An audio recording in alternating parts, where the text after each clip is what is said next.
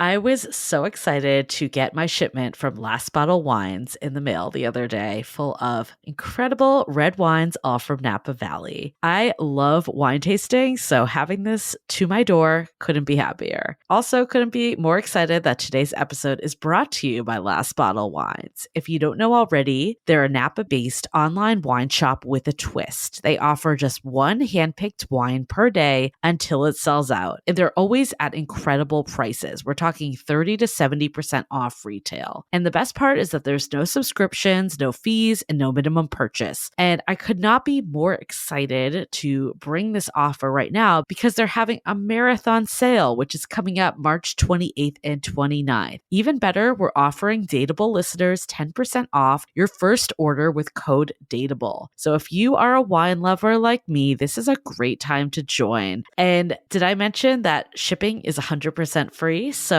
what are you waiting for? Mark your calendar for March 28th and 29th, or get on it earlier if you want. You can sign up at lastbottlewines.com and use code DATEABLE and find out why Last Bottle is the most fun way to discover and buy amazing wine. We are so thrilled to be partnering with Hinge. Hinge is the dating app designed to be deleted. As you all know, I'm a huge Hinge advocate as I met my partner of almost 3 years on the app. Even before meeting him, Hinge was always my go-to app because I met more relationship-minded people here and had some great dates. Clearly, I haven't been on the app for a little while, but I re-downloaded it to check out some of the new features. One that stood out to me was the voice prompt, my best friend's take on why you should date me, where your friend can hype you up. Not only does this make the profile creation less daunting, but it's not always easy to see your own green flags. So to test it out, I asked Yue some fun prompts to get her take on what I could put if I was dating again. So the first one, how long have we known each other? What was your first impression of me and how has that changed? Julie and I have known each other for almost 10 years. My first impression of Julie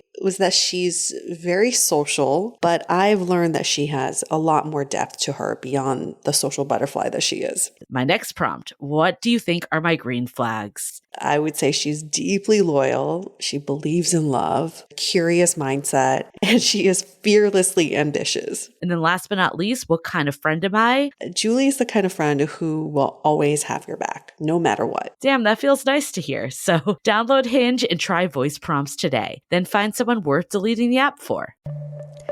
The Dateable podcast is an insider's look into modern dating that the Huffington Post calls one of the top 10 podcasts about love and sex. On each episode, we'll talk to real daters about everything from sex parties to sex droughts, date fails to diaper fetishes, and first moves to first loves. I'm your host, Yue Xu, former dating coach turned dating sociologist. You'll also hear from my co-host and producer, Julie Krafchick, as we explore this crazy dateable world. Hello, everyone. Welcome to another episode of Dateable, a show all about modern dating, where we dig into the whys of people's behavior, including your own. This week was particularly about that because we just had a sounding board event about schemas with Dr. Lev.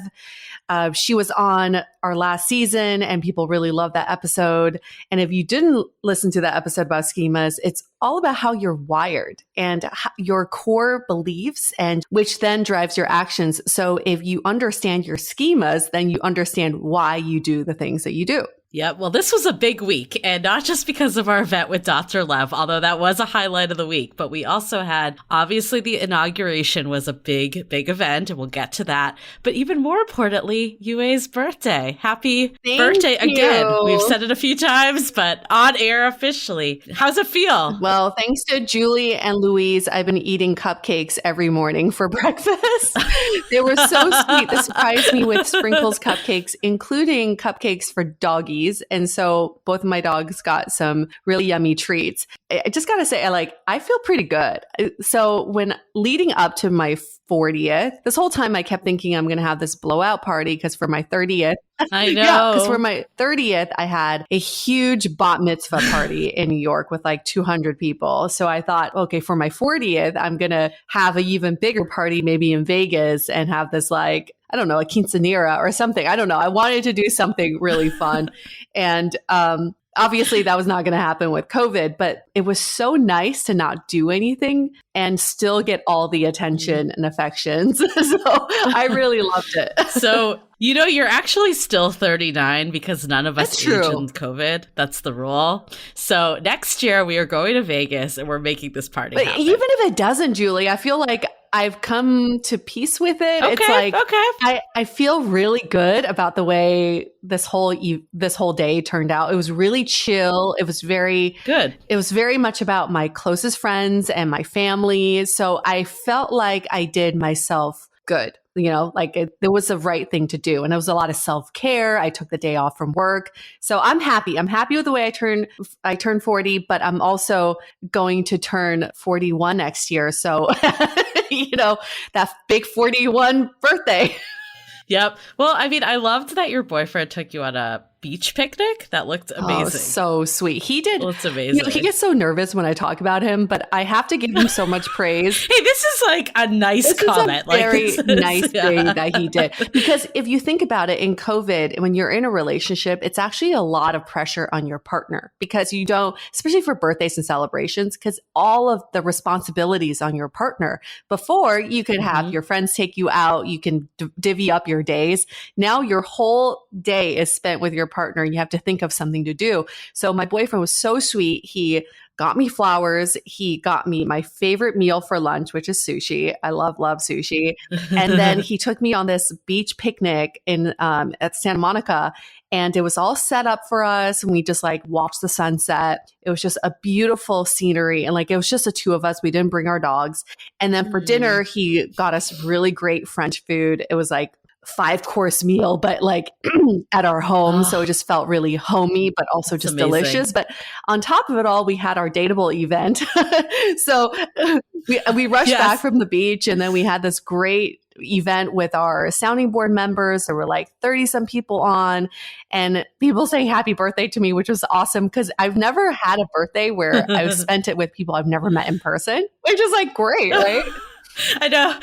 It was funny at the day you were like, I'm actually really excited about the event tonight. We're like, I feel bad this is falling on your birthday. And you're like, no, it's totally cool. No, it was actually really fun because we learned about ourselves. I met new people. I learned a little something about myself too. So that was great. And then the cupcakes came from Julie and Louise. And I was like, how can this day get any better? I really thought it was the most perfect day until Mojo threw up. That's a different story. But anyway. Well, we do have another surprise coming for you still. It did not arrive on the 40, but look out for it. And another surprise is coming, but maybe when you're back in SF this week, if it's not torrential rain pour the entire week, maybe we can do a little birthday catch up.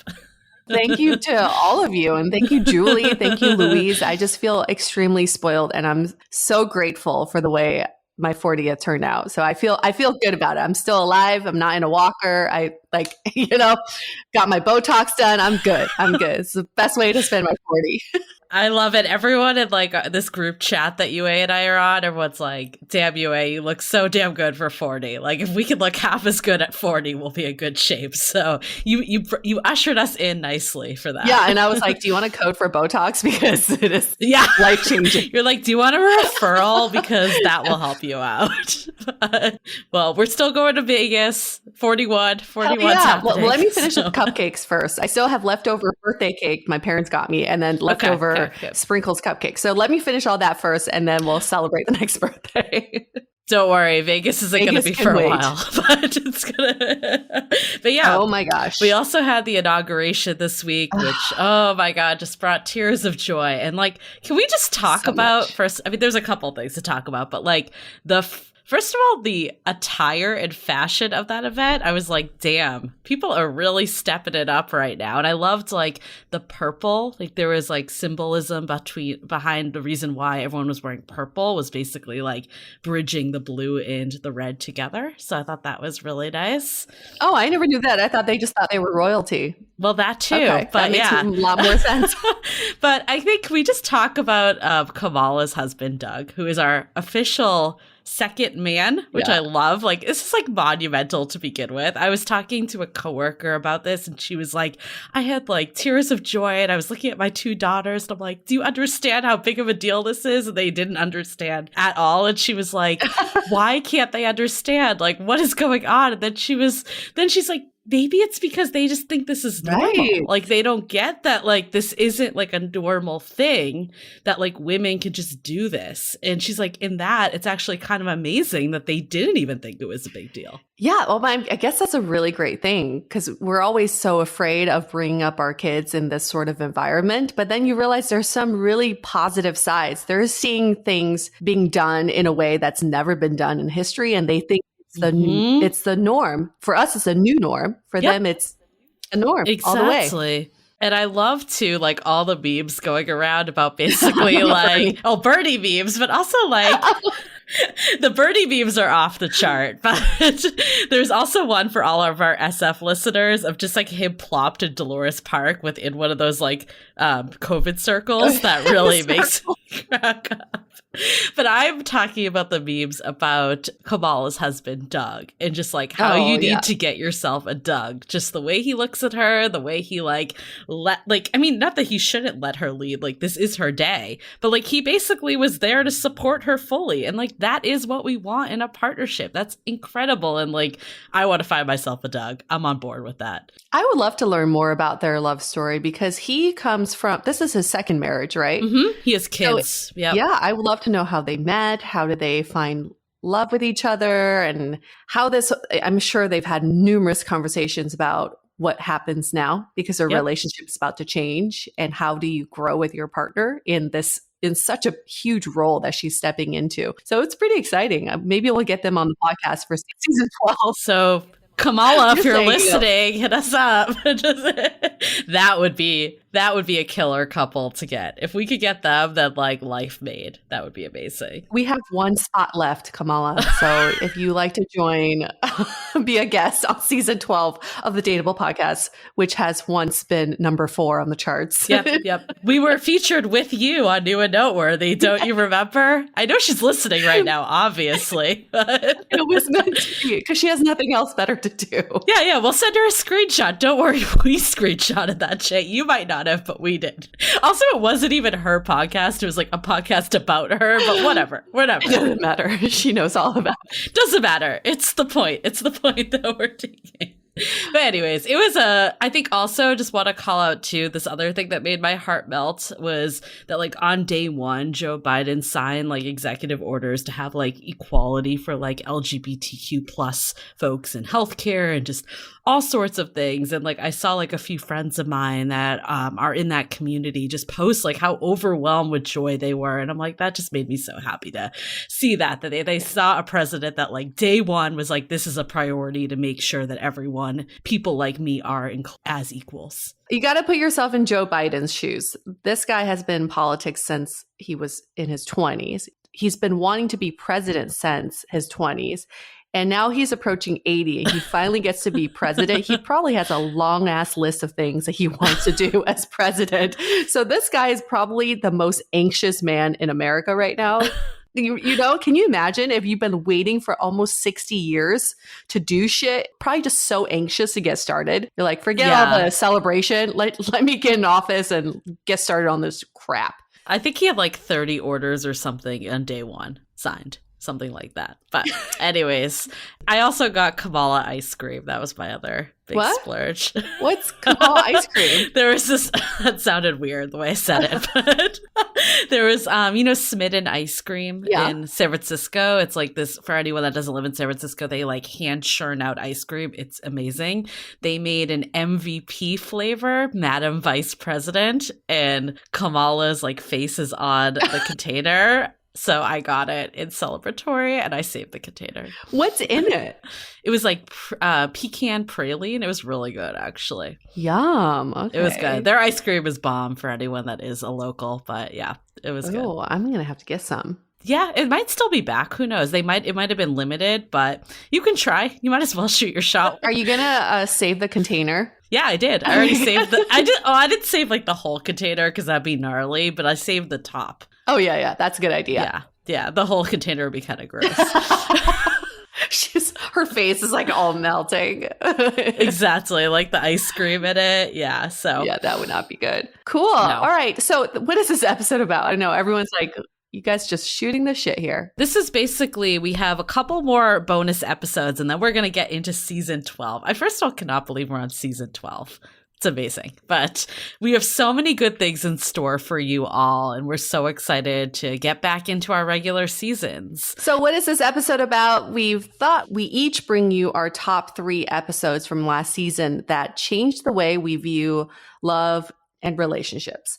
We don't know our top 3 yet. It'll be a surprise for each other, but we're going to start on our top 3. Now, before we do that, we do have a message from our sponsor, BetterHelp. So for the new year, what are some things you'd like to change your life to find more happiness? What do you think is preventing you from achieving your goals? Well, the simple answer really is prioritizing your mental health. We at Dateable are huge fans of therapy, and BetterHelp can match you with your own licensed therapist and connect you in a safe and private online environment. I was able to start communicating with my therapist in less than 48 hours. BetterHelp is committed to facilitating great therapeutic matches, and it's more affordable than traditional offline counseling. Their licensed professionals specialize in everything from stress and New Year's resolutions, anxiety, presidential inaugurations. So for the new year, we wish for all of you to live a happier, healthier life. And that's why as a listener, you'll get 10% off your first month by visiting our sponsor at betterhelp.com/dateable.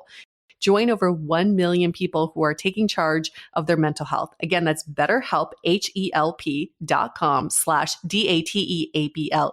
We're going to roll right into each of us are going to choose top 3 episodes from this past season that changed the way we view love and relationships. I'll start with mine. Yes. Third one, it would be the season opener, Trust in Your Timing with Christina Bradley. She wrote a book called Which Way to Happiness. And it really was about getting to a crossroads in your life. Like, let's say when you turn 25 or 30 or 40, these are major milestones where you question if you are where you're supposed to be. And that conversation was about liberating yourself from that thought, because honestly, you're never really where you thought you would be. Otherwise, you'd be a psychic. So trusting in your timing and trusting in the fact that wherever you are today is exactly where you're supposed to be, but your future is in your hands and you have full control of how you live your life, because you're making daily decisions that are driving how your life pans out. So instead of having the social constructs tell you how to live your life, you are in control of how you drive your life. And I mean, I also picked that one. So we knew that we were going to have overlap on some of them. And I was wondering if that was going to be one of them.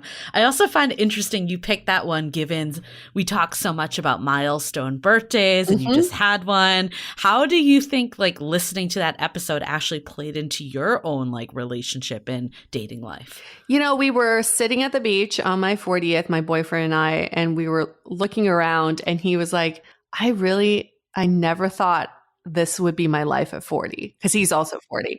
And I was like, same here. And then we were kind of talking about like, how did you think your life would be at 40? And we never really thought, oh my gosh, I think at 40, I picture myself sitting in a house with like 5 kids or whatever. I just didn't picture that, but I just assumed I would be where everybody else is. I just assumed that my life would look exactly like my neighbor who's 40.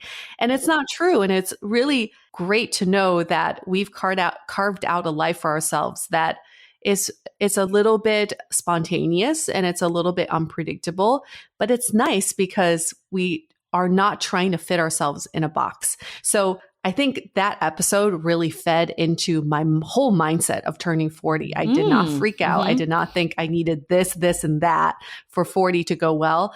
It was very peaceful for me to think, well, however I turn 40 is exactly how I'm supposed to turn 40. Yeah, well, I mean, I think that's a big trend in general. Like, I think older generations, there was kind of like one defined path that you took. So you kind of visioned yourself like, I agree. I would never like thought about like, oh, I'd have like a house full of children, but I just kind of assumed like that would just happen. Yeah, exactly. But I think what's happening now is like everyone is carving their own lives, and like people at different ages can have totally different lives, and they mesh and they don't mesh, and like it doesn't matter. It's kind of like everyone is on their own path. Yeah. And that's so wonderful to know that you are the one creating your life. That is just it's just so empowering to feel that. Mm-hmm. Okay. So I also had that one on my list. So I'll play off of it, but I actually cheated a little, and I had that one comboed with another one. She always does this, guys. So Julie is known for doing this. I'll be like, pick top 5. And she's like, well, I have 7, but I'm going to combine 3 of them into one. I'm like, that's it's the loophole. It's the loophole. But I told you this morning, I was like, I woke up at 3 a.m. and I had a revelation. Yes, I need to hear this. So I think it's a combination of the fact that like Yue had this idea for this episode. So last night she's like, can you pick 3 episodes? So I started thinking about that. Then we obviously had the schemas workshop this week. And then I've also been really into numerology. I don't know if you've ever looked at that. No. So maybe we should have a numerology expert next season. But they basically look at like your birth chart. And I'm also really into astrology lately, which I know people have mixed opinions. Where are your crystals? Like, what's next? Well, that is actually ironic because the one I'm going to pick is Nikki Novo. So that does make... So while we're talking about crystals and intuition, I might as well reveal the episode. Yeah. But it was basically season 11, episode 14, What's Holding You Back with Nikki Novo. And Nikki Novo is like an intuitive dating coach, and she does readings. And she did readings for Yue and I. And we talked about our readings, but also more like broadly, like what is holding people back when it comes to finding love and dating. And even when like we talked about me being more recently single, because I think I talked to her right after I ended things with my ex, and then Yue like in a relationship, but like how do you get like taking the next steps in a relationship, all of that. So we kind of covered it from all different angles. That episode for me, Elise brought up was this timing thing again, and that's why I brought them together. That's why I cheated. And she kind of like iterated too, like having trust in your timing, like you're not behind, you're just on time, like you're the type of person that needs to observe, you need to see how it's done, and then you'll do it. And she's like, you're gonna have all the things, you just need to like get there on the right time for you. So I think that one was really important for me, and it's this whole just trusting that it's going to work out and not having these deadlines to it, and also not like clinging with fear to each last person. People can have mixed opinions if they believe in readings and all that, but I think there is something nice about like knowing like, okay, like she told me like this birth year I'm going to find my person, and like I might have this period that I feel like almost like down about things, and like I'm almost like giving up because of just like that it's been a while and I've gone through the dating ring around for a while. I don't know if that's the right word, but you know what I mean. Sure, ring around. The carousel, I don't know. Ring around did not sound right as I was saying it. Coin that phrase. We'll just go with it. We'll go with it. And she basically was like, don't lose hope. And I think like that is the problem so much with dating, is that like, and I'm going to kind of like give a preview into an episode this season, but we have Janice, our moderator. We talked about dating trauma, and it was an amazing episode. So can't wait for that one. It's like when things go wrong in your dating life over and over again, it's hard to have that faith, and it's hard to like preserve that you are on the right path, and like things will work out when they're meant to work out. And I think just hearing that from her, like in that, you know, it's normal to feel that way. Like I thought that was really assuring. And I think, like I was kind of getting to my revelation, but I think like with that plus like all these workshops, I think like in numerology, that's where I was going. I was like, where's numerology basically. Put it together, Julie. Put it together.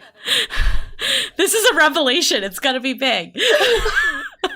So basically numerology, there's like your life number, like that's basically like the path that you're taking. And I was a number 1, which means that you have a lot of leadership capabilities. You're very driven. You like get things done. You have like a bright future, all this stuff.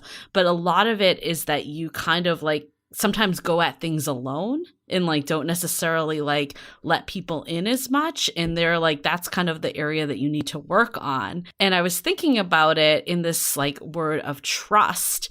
And I think that is something that actually like I've gotten better about like trusting my own intuition, but I think I need to like work on trusting others and kind of like letting them into my life and not like feeling that they're going to like fail me. And I think like with this combination of like the schemas workshop, and we'll get into that because that's definitely one of my other top episodes. Maybe I'll just roll that in while I'm having the revelation and they keep going. But like with the schemas episode, how you're wired for relationships, I was a perfectionist. And one of the things with perfectionist is that you like to control things. And sometimes with partnerships, you're out of control because you are relying on someone else. And one of the other pieces is like abandonment schema and having this fear that like people won't follow through on actions. And one of the things that Abby talked about in the workshop is how do you turn those schemas into values for your relationship? And like, what do you do when the schemas come up? And like often, like if I feel like someone's pulling away, I'll pull away. But that isn't really the relationship I want. Like I want someone that's going to be consistent. I want someone that's going to be there and all that. So I think where I'm going with this is that I'm learning to just put my foot forward and to like relinquish some of that control and to like understand that maybe like trust is a difficult part for me. So it's not just trusting your timing, but it's just trusting others a bit more and letting those people like giving people a chance, you know, like opposed to just like feeling like I need to control everything. Yeah. And I think it's just controlling your risk for disappointment, risk for resentment, because if we're constantly expecting people to fail us, then it's a self-fulfilling prophecy. It will absolutely happen. But if you give them opportunities, you step forward, hoping that they will step forward, that's a chance to learn about them. And Abby talks about this too. Always give the other person a chance to give you information. That's what we're doing in dating. We're collecting information. It's not about judgment. So if you step forward and they step forward, that's collecting information. My partner will meet me. But if they step backwards, you're like, hey, that's not the partner I want to be with because it doesn't align with my values. Right. And another teaser alert, we have this amazing episode coming up with Connor Beaton, and we kind of asked him a question about emotion. It's all about emotional availability. And I asked him a question about like, is this a sign someone's not emotionally available? And he totally turned it around on me. And I was like, this is amazing that, you know, like you kind of like, we talk about this. It's like, you can't just ask the why of others. You got to ask the why of yourself. And his whole point like is you can say like, hey, I'm looking for a relationship that's X, Y, and Z. And if someone can't meet you there, like better to find that out earlier and to like move on. But if you don't like say anything, like then you're just making assumptions and you're not really giving someone even a chance to say that they can or can't meet you. We had a really good question in our workshop. Someone asked, is it too aggressive to ask these questions on earlier dates? Yeah. And the answer is no. Your values are what you stand by on a daily basis. If you're afraid to ask if someone's aligned with your own values, then you're afraid to get into a relationship. That's really the crux of it. It's like you're not ready for a relationship. The only way we can carve out a relationship that we want is to ask for what we want. Because no relationship starts out of the box like exactly how you want it. There's nobody out there like that. There is no perfect fit for you. You have to create the perfect fit. And that's what we really learn from these episodes is that everything is in your control. We got to stop thinking about, oh, is this going to scare someone off? Yes. Are they going to like me less if I ask this? No, it's your fucking life. Right. And if you can't have that relationship from day one, it's going to be a lot harder to have that like 3 months, 4 months in. Like, I think I've been under this mindset, like, I don't want to do anything too early. Right, I don't want to like we've rock all the been boat. there. I just want to be easygoing. Yeah, I think we've all been there. And I think people still have those thoughts. But I'm kind of like now in this world, like, fuck it. Like, I'm just going to put it out there. And it's, again, it's all how you say things. It's not what you say. It's how you say it. Right. So I think like the long-winded revelation conversation is I think this trust word is like a big one that I've learned, and it's trusting your timing, trusting your intuition, but also trusting others, because we talk about this too. It's like we can do all the self-work, and I think everyone should be doing the self-work, but if you're also not engaging other people, then you're not you're not setting yourself up to learn about relationships, because the reality is a relationship is with another human being. Yep, absolutely. Did you just reveal your top 3, like all of them into one? No. So 2 are combined. Oh, fuck. That's right. I still have a backup one, but I think like just to round out the schemas piece, I think the whole schemas conversation, I don't know, did you have schemas on your list, or was this like you knew I was going to pick it? I knew you were going to pick it, so I crossed it off, but it's definitely, yes. It's a revolutionary episode. If you have not listened to Schemas, the one How You're Wired for Relationships was our top episode of last season. All these like psychology ones, and this one we kind of look at as like, you know, if you took personality types, attachment theory, this is like the ultimate of getting to know yourself. And it's all about the core beliefs you have, and that you don't necessarily have to change the core beliefs, but you can change your behaviors. At least for me, how I'm going to date differently is like looking at this perfectionism schema as a need to control, and like, how do I relinquish that control a bit and let others, you know, meet me and step up. And, you know, it doesn't have to be just with relationship. Like, it can be people I'm dating, but I can also test this with you, Yue. Like, you know, like different people in my life that I can just start to like place more faith in other people, opposed to just feeling like I have to do everything myself. Yes. Good. Awesome. Then you can create less work for yourself, or less stress for yourself. Okay, then I'll go to my second one. Season 11, episode 5, Sex Lists in the City, with Kat Harris from a podcast called The Refined Collective. I really enjoyed this episode because she is a 30-some-year-old woman in New York City living it up, and she chooses to abstain from sex. She's a Christian woman, but she came to these choices herself. She didn't grow up in a Christian household. She found Christianity herself, and she didn't grow up in a household that condemned sex. And I think for her, she was like, you know what, I think intimacy is going to be a huge piece for me that I value and that I want to keep sacred. So I am going to wait till marriage for sex. So that conversation really helped me realize, one, I've been taking sex for granted. So how do I treat each time that I have sex as a new experience, and how do I appreciate it more with every little moment that happens during sex? Sometimes we're just like, oh, okay, this is me talking, by the way.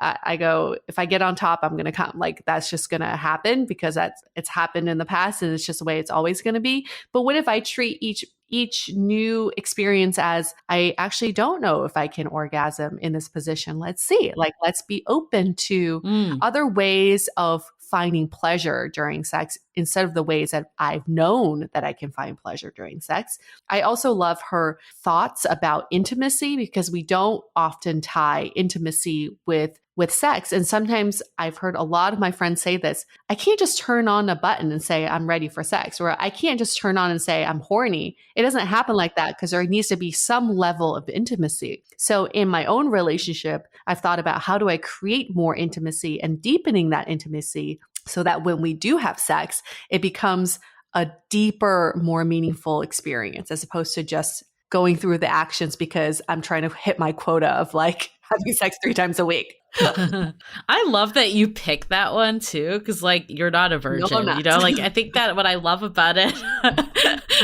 sorry to blow your cover, but I feel like, you know, like sometimes people do skim over episodes that they're like, this isn't applicable, but I really believe that you can learn and take away something from everyone's experience, even if the experience isn't directly to you. And I think I had a similar reaction that you did, is like, it made me think about sex in a different way, and like the intimacy of sex, not just the act of sex. So it's like, what's your relationship with sex? I think that was a question that was posed in that episode, and it's a good one. And like, sometimes you're right, we take it for granted, we don't think about all that stuff. So having that fresh perspective really did help with that. Yeah. Even if you've had sex with 8 million people, the next person you have sex with, or the next time you Someone do have new. sex, you can Yeah. still create a different experience. So it doesn't feel so familiar. And so you can appreciate and be grateful for each moment. Yeah. So I really like that episode. And what's your last one? Should we take a quick break before we get into the last ones? Let's do it. This episode is sponsored by Via. We all know there are things that can help set the mood in the bedroom, but did you know a little THC could also do that? Yes, Via has developed a unique blend of pleasure-enhancing cannabinoids, libido-strengthening herbs, and a low dose of THC all into one mind-blowing gummy called High Love. This gummy, wow, it will awaken your senses, increase blood flow, and intensify any sexual experience. I've been pleasantly surprised by the High Love gummies because it is just the right amount of THC for me to have a good time without feeling sleepy. And hey, if THC is not your thing, Via also offers a wide array of other gummies without it. And everything legally ships in 50 states with discreet packaging directly to your door. So if you're over 21, you can get 15% off and a free pack of award-winning Dreams THC plus CBN sleep gummies with our exclusive code DATEABLE at viahemp.com. That's VIIAHEMP.com. Let the gummies work their magic. Head to viahemp.com and use the code DATEABLE to receive 15% off and one free sample of their Sleepy Dream gummies. That's viahemp.com and use the code DATEABLE at checkout. Take your passion and pleasure to a whole new level with High Love from Via Hemp. Living with ADHD can be a challenge, and dating with ADHD is definitely a challenge, we've heard many of you say. But finding the right care and proper tools needed to succeed can be life-changing. Done is an online ADHD care platform that can get you all the resources you need to help manage your ADHD. Online visits, refills, and a 24/7 care team made for you.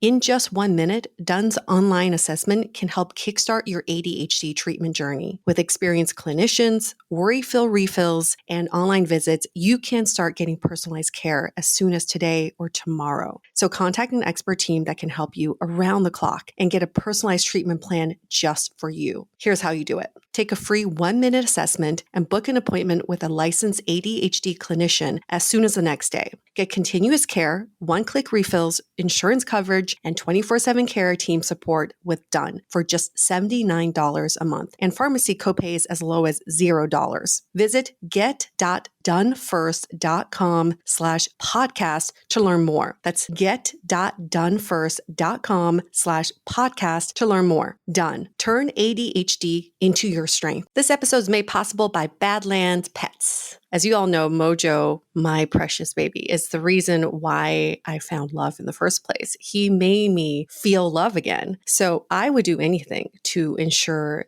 his health and longevity. And actress Katherine Heigl and I have that in common. She's helped save over 16,000 dogs through her foundation. And after doing a ton of research, she feels there's one place we can look to improve any dog's health, and that's their food. So fortunately, she found that just by adding a few special superfoods to her dog's food, she saw huge transformations in their health. So she's made a 20-minute video explaining step by step how anyone can do the same thing to see incredible changes in their dog's health. I've definitely re-looked at what I'm feeding Mojo and making sure that, hey, he only has one life to live, and I want to make sure it's the best damn life. So if you want to keep your dog healthy and happy, go to badlandsfood.com/dateable and watch Catherine's video right now. Again, that's badlandsfood.com/dateable. Okay, we'll get back into it now. My last one I had was, it was season 11, episode 15, Is Too Fast a Bad Thing? Oh,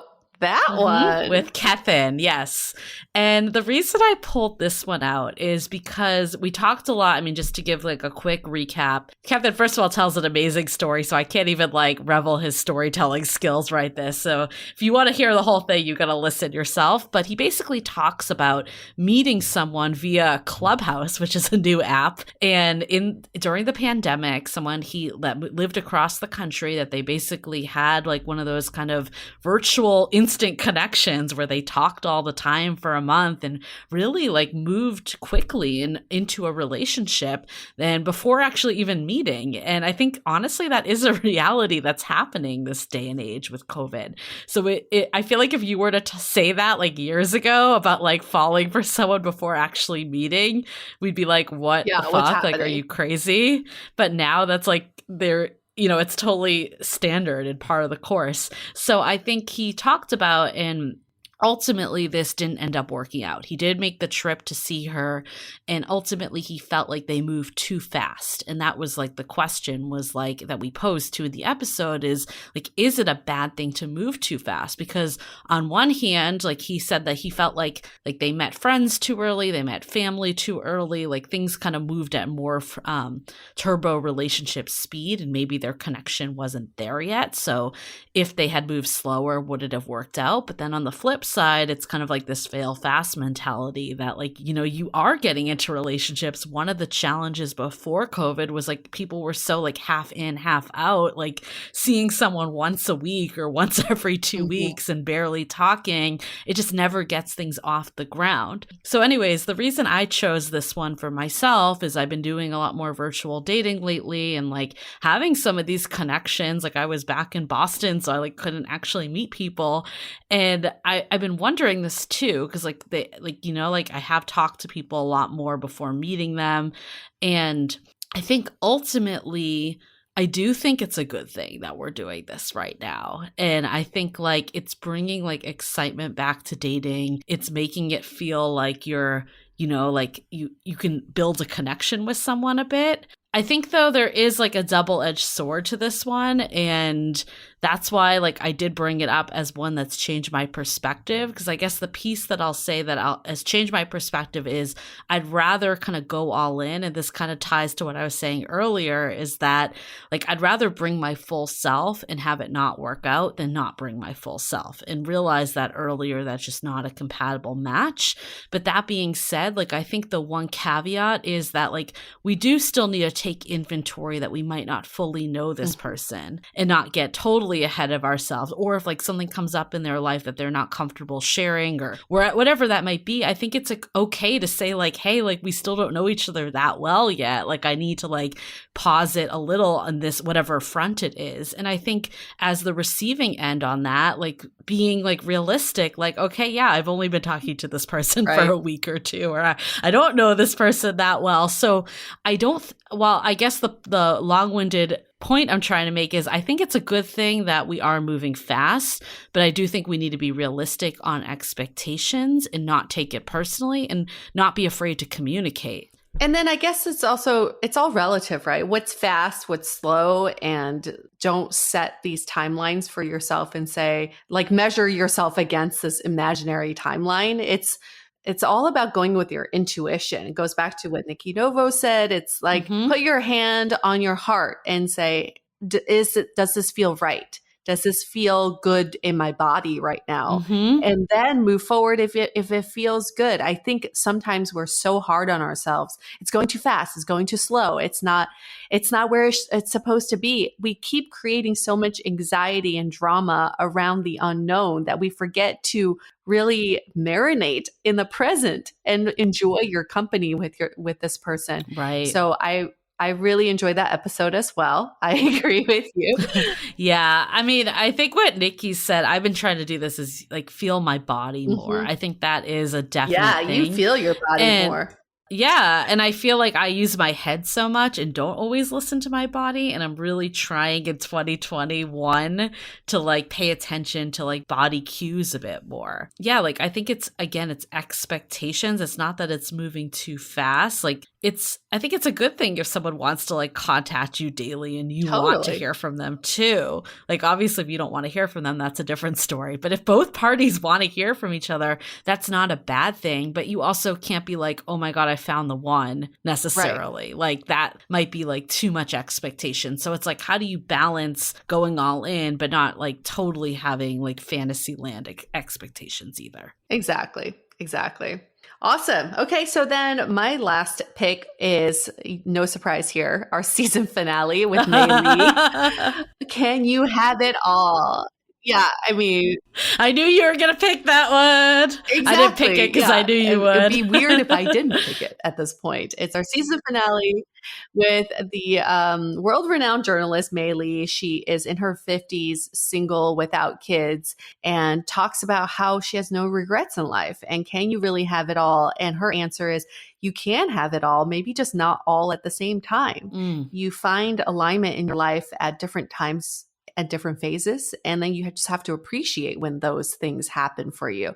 So I think what my main takeaway from this was, we always have this fear of like, what if I get to an age of like, let's say 50s and 60s, and I'm not married and I don't have kids, even though those may not be the things I want right now, will I regret it later in life? And talking to May, she's kind of like, listen, I'm happy. I've never been married. I don't have kids, but companionship for me now is an added bonus. It's a cherry on top. It's no longer a necessity. It's not like I have to have companionship in my life. So even after we recorded this episode, she ended up finding a man, and she is now in exclusive relationship with this wonderful man, seemingly. It's not like she had to have this, but it was a nice to have. And it's wonderful that she found this person in her life. So it really resonated with me just because it rid of all the fears that I had about the future unknowns, because again, it goes back into our whole theme of everything we've talked about with the previous episodes too. You are in control of your life. So you have to mold it in a way that it feels good for you, that it's aligned with your values, and that you can move forward and say, I really lived a great life. Like looking back, if I stood on a mountain and looked back at my life the last 40 years, I feel really good about what I did. And that's all that really matters. I got to ask you, because you did talk about this on our sounding board episode, that you were kind of like, a lot was coming up for you, like entering 40 of just like as a milestone year. And one of the thoughts was talking to May about like how to account for the future. Do you ever end up chatting with her or anything? Not in depth. Well, the thing is, like, you just have to follow May on her social media. You're like, no, I just follow her and then I get my dose. I just stalk her. But Yui's like out of her window right now. Hold on. Yui's like, I know she has a boyfriend because I see her through the kitchen. I'm just kidding. No, she didn't tell me herself. Creepy. It's like, I will never talk to those girls ever again. I'm just kidding. But if you just follow May on her social media, you see that the way she views life is just different. It's just like, it's not the way most social media, I guess, quote unquote, influencers would post. She's very raw, and she's like, she gives zero fucks about what you think, but she wants you to tell you what she thinks and how she feels in the moment. She doesn't censor anything. She doesn't feel like she needs to like sugarcoat anything, which is really refreshing, because she is a journalist, and journalists have a way of spinning the information that's put out there. But she just puts it all out there. She's very raw. So I really enjoy that about her. And it made me think, wow, in my 40s, my goal is to give less fucks and less filter and put it out there. Like, why shouldn't the world get the authentic Yue? They should. The world deserves an authentic Yue. I love how we went full circle from trust in your timing to the can you have it all with Mei Lee? Because I feel like, I mean, we went full circle in the season, but then also right now as our top picks. And I think we actually like recorded those not that far apart. And we're like, it's interesting because there's a lot of the similar themes that are coming up this whole season around like, you know, this fear of the future and what does it have, or like being held back by the past. And I think ultimately, like, we don't know what we're going to want in our 50s. We don't know, like, there's a lot of that fear going on. I've had it too. It's like, if I don't want children now, will I regret that in 20 years? And like, you just don't know is the reality. So it's like, you kind of just need to live life according to your values and what you want to do. Like, there's never a silver bullet that has all the answers and like whatever life path you're on right this minute. Absolutely. Absolutely.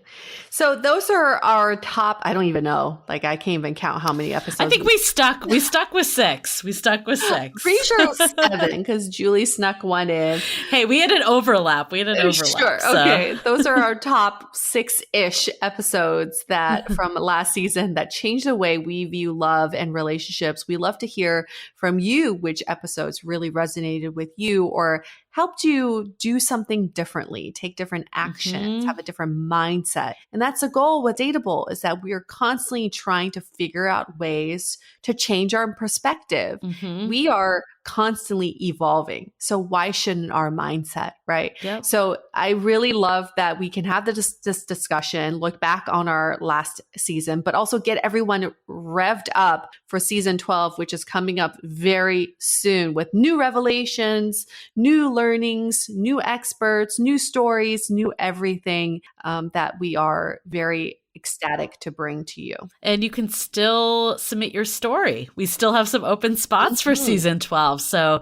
dateablepodcast.com/story. You can use the form, fill it out. We'll see if it's a good fit or if there's any, even if you don't want to be a guest and you're just like, this topic would be awesome. Like feel free to shoot us an email at hello@dateablepodcast.com. And and also just in other news, like we're gearing up for the most dateable contest. This is going to be super fun. We have tickets that are available to the general public. It's dateablepodcast.com/events. You can get your tickets a la carte, or you can join the sounding board. And then basically if you're in the event tiers, it will be included. And if you join the tier that's not in events, you'll get like a discount code that makes it a little cheaper too. So definitely join us for that most dateable contest. We're going to be revealing the contestants this week, right? Yes, our top 6 contestants competing for the crown of Most Dateable 2021.